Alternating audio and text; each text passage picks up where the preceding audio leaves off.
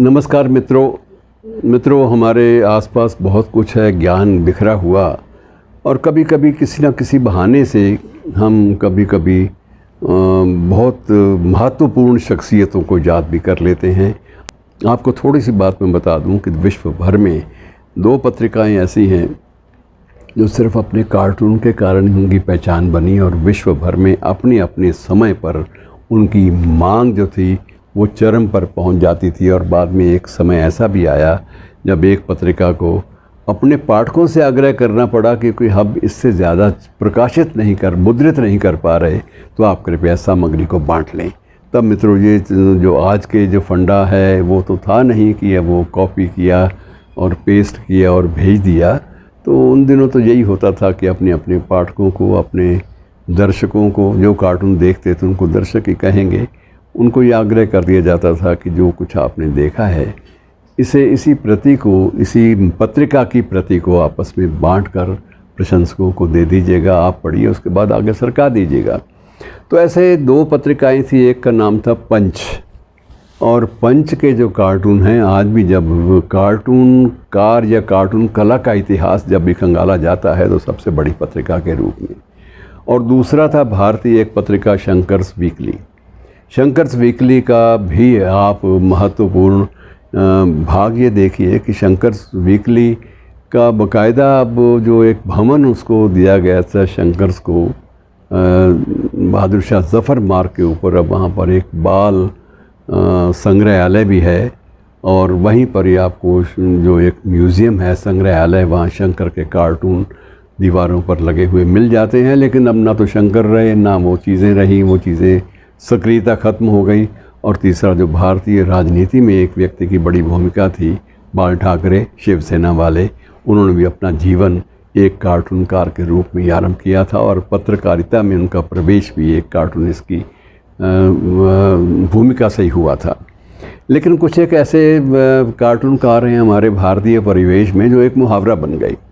और कई बार ये भी होता था कि लोग अखबार लेते थे, जैसे टाइम्स ऑफ इंडिया लिया तो सबसे पहले आर.के. लक्ष्मण का कार्टून देखे बिना वो आगे बढ़ नहीं पाते थे कि आर.के. लक्ष्मण ने आज क्या है। वहाँ कॉमन मैन, एक साधारण व्यक्ति, मूँछों वाला, खड़ी हुई मूँछों वाला, वो मिल जाता था, और वो उसमें एक छोटी सी टिप्पणी उसके मुंह से होती थी, जो टिप्पणी उस दिन के पूरे परिवेश को उजागर कर देती थी। और इस श्रृंखला में मैं आपको थोड़ा सा, एक शंकर पिल्लई तो मैंने आपको जिक्र कर ही दिया, दक्षिण भारत के थे, शंकर के नाम से जाने जाते थे, और राजनैतिक जो पॉलिटिकल कार्टून है इसका उनको जनक माना जाता था। जन्म केरल में हुआ था, और अंतर्राष्ट्रीय डॉल म्यूज़ियम बहादुर शाह ज़फ़र मार्ग पर है, तो वो उन्हीं के नाम पर ही स्थापित है। 1948 में शंकर्स वीकली की शुरुआत की गई थी, और इसमें अबू अब्राहम, रंगा और अन्य कई जो महत्वपूर्ण जो कार्टूनिस्ट थे उनको भी स्थान इस पत्रिका में दिया गया। उसके बाद आर.के. लक्ष्मण का नाम आता है। आर.के. लक्ष्मण भी अपनी तरह के अलग थे ही, जैसे जिक्र मैं कर चुका हूँ। आम आदमी के माध्यम से बहुत कुछ कह देना, ये भी बता दूं कि आर.के. लक्ष्मण और दूसरे जो लेखक अंग्रेज़ी के माने जाते आर.के. नारायण, दोनों सगे भाई थे। तो ये भी एक नोन फैक्ट है जिनका दोहराने का, जिनका कोई अंतर, ज़्यादा फ़र्क नहीं पड़ता। तीसरे हैं मारियो मिरांडा।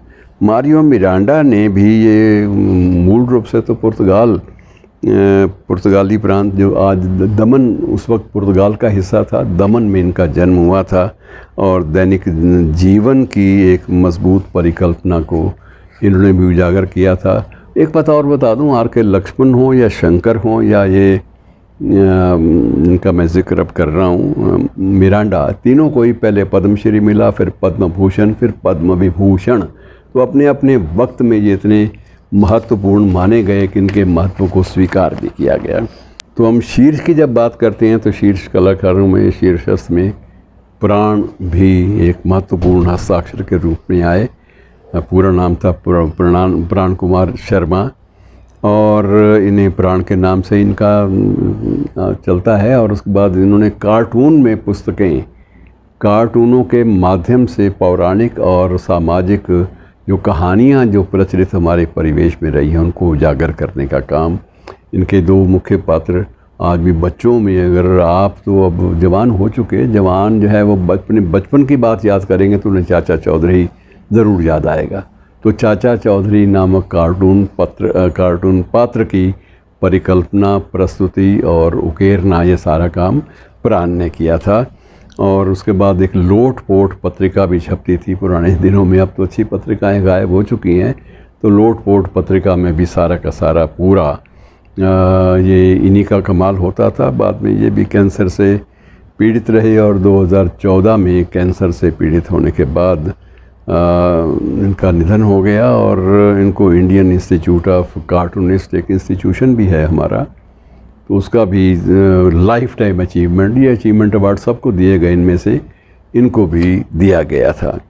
और इसी प्रकार से एक कार्टूनिस्ट थे देश के हमारे विजय नारायण सेठ, और इनका भी योगदान जो है वो माना जाता है महत्वपूर्ण। और एक कार्टूनिस्ट थे यशु दासन, इनका भी जो जिक्र है अक्सर होता है हमारे इस क्षेत्र में भी। बिल्कुल बाकायदा एक ताऊ बोलिया नामक हिंदी में कार्टून दैनिक ट्रिब्यून में छपता है, और जसपाल भट्टी अंग्रेज़ी में छपा करते थे एक कार्टूनकार के रूप में। हास्य व्यंग के तो महान शख्सियत थे ही, लेकिन एक कार्टूनकार के रूप में भी उनकी छवि अनूठी थी।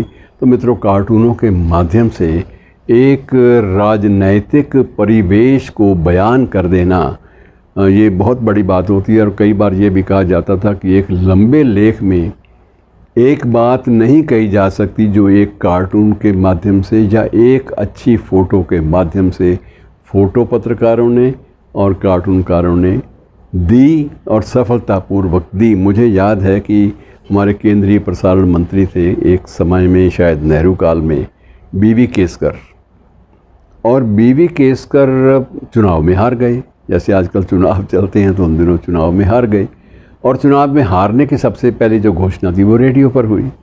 अब बीवी केसकर को दिखाया गया कि वो अपनी मुट्ठी मारकर उसको तोड़ रहे हैं अपने रेडियो को, कि नमक हराम झूठ बोलता है। तो एक प्रकार से एक ही माध्यम से उस कार्टूनकार ने उनकी जो खीज थी उसको व्यक्त कर दिया। और मित्रों, ये भी व्यक्त कर दिया कि रेडियो जो है वो रेडियो है, वो अपनी बात तो कहेगा, सही सूचना प्रामाणिक तो देगा ही देगा। लेकिन ये आप मान के चलिए कार्टून कला का अब धीरे धीरे लोप हो चला है, जबकि इसकी ज़रूरत आज के परिवेश में सबसे ज़्यादा है। शुक्रिया।